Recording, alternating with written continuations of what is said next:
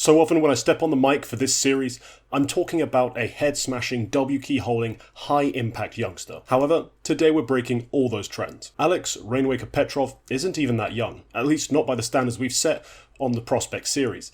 He also plays in a far more conservative way than pretty much every rifler we've ever looked at on this series too. But it's not just his impact stat that stands out as unique. Not many rifling youngsters have a headshot percentage below 40%. But then again, most youngsters do not hit a clutch percentage of 2% over the course of an entire year. So let's dive into this singularly unique and intriguing player. I'm KingT, and this is Prospects.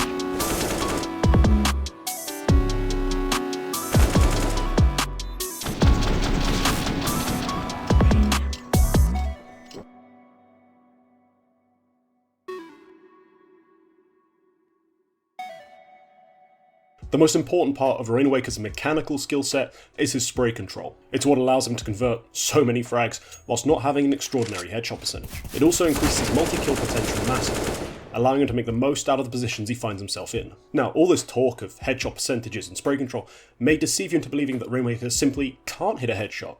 But we know that's not true. Not only is he able to do it with the rifles, he actually does it a lot on pistol rounds. So I think we're noticing it's more of a selected choice based on the way he plays, rather than a deficiency in his actual skill. A lot of what makes Rainwaker interesting and exciting is actually his intelligence. His ability to stay alive in tough scenarios is a skill few players his age have ever picked up, as in this moment, most choose to fight their way out. Rainwaker also avoids making common mistakes that other young players fall into when it comes to their fight selection. It's rare to see him die for nothing, even though he does play some of the most difficult positions on the defensive side of the map. Finally, we wouldn't be talking about Rainwaker if it wasn't for his raw clutch ability. He hasn't maintained that absurd 2.1% that he managed in 2021 coming into this year, but has still managed to be reliable and deliver on a large volume of clutches at a very, very good rate. Beyond just the clutch, he remains one of the best late round players in the entire tier 2 scene, locking down sites, winning retakes, and of course, converting those clutches.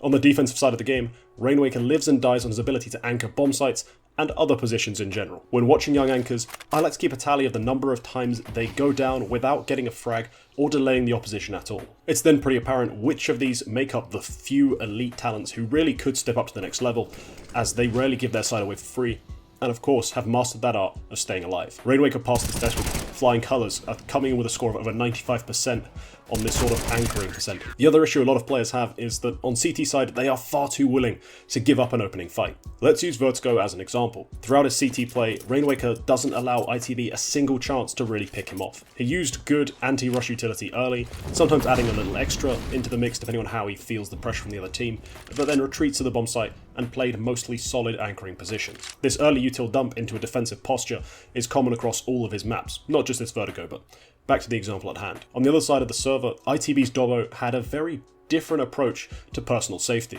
On a couple of occasions, the young Brit went straying down the stairs with no real concern for what may linger behind the smoke. This led to him going down early and cheaply, weakening his bomb site and his entire team's CT defense overall. Once we get past the opening stage of the round, we get to see Rainwaker actually defend the site and rotate. Of course, as we know, his spray control and delaying tactics make him an absolute natural anchor and a bitch to deal with. Then, when he arrives at the site, Rainwaker is an amazing playmaker and clutcher. Here's a great example against LDLC on Nuke, where the A-site falls and Rainwaker is in a 2-on-2 scenario. His teammate takes some aggro, and this allows Rainwaker to go make a play through the smoke. He gets down and converts the 1v2, rescuing another round for the Bulgarian squad. One of the very best rounds Rainwaker played in the demos I watched came on Dust 2 against Ingentium, where we see a slight shift in the general paradigm. Firstly, he's playing the A bomb site rather than anchoring a small site or locking down a position like on other maps. He opens up in a style consistent with his other roles, using utility to prevent the T side gaining early access to A long.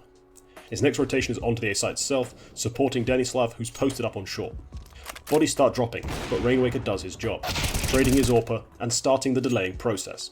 Rainwaker darts from hidey hole to darkened corner, making sure he doesn't die, but also not disconnecting himself entirely from the bomb site. With under 10 seconds left to survive, Rainwaker gets a crucial frag onto Sydney and ducks into cover one more time. This leaves Matty no time to frag him and get the bomb planted, allowing Skade to win the round, and thanks in no small part to our chief anchor. Moving on to the T side, where we transition from static holds to a very slow, controlling style of lurking, aiming to prevent any pushes and any info plays from the CT side. This T side playstyle has been clearly influenced by years of playing in the system pioneered by Bubble, where your lurker is mostly sat around preventing counter maneuvers, rather than actively going and taking fights. This allows the pack to take space, knowing their back is covered. In this kind of system, it's essential that Rainwaker doesn't go and die early, as it would severely limit his team's ability to move around the map. There are some exceptions to this. Not every round is a slow, played out plod, thanks to the ability of this team to accelerate off the back of their opening frags. In these scenarios, we actually get to see Rainwaker as a part of the pack, joining on the executes, and being able to find more impact from a pack position. Let's take a look at a typical round on Inferno. Rainwaker heads straight into second mid, using a Molotov and a HE to prevent a CT from crossing early. He then makes his way into the apps themselves, though how far he goes varies. If he has support, he'll go deeper in and actually clear things out, but on rounds where Rainwaker is actually left alone, he'll instead stay back and hold from the stairs or just outside of apps. Now, to overgeneralize Rainwaker's playstyle across every map is pretty simple.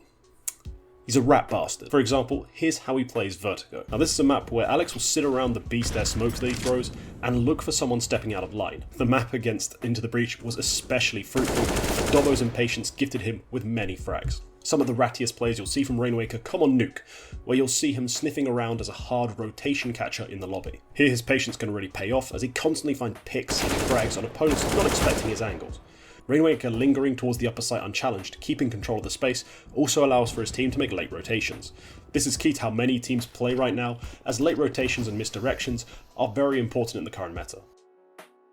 We need to assess a prospect on two things: their tier 1 readiness and their tier 1 potential. Here's a graphic with my kind of criteria. Of course, very few players are going to score a 5-5, and prospects that do are often so frequently discussed that I see almost no point putting them on this sort of show. Think about players like Zywoo and Munisi.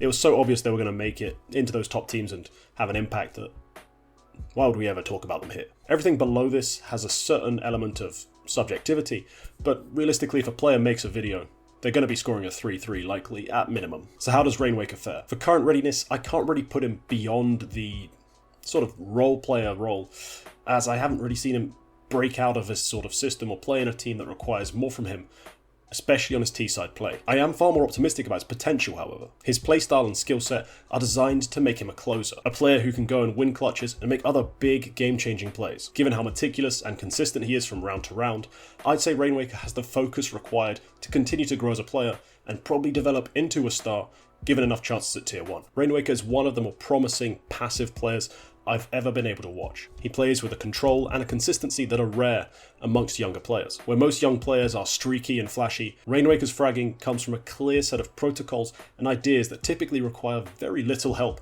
or external resources from his team. That was tier 2's best closer. Sub, like and comment for the algorithm. Goodbye.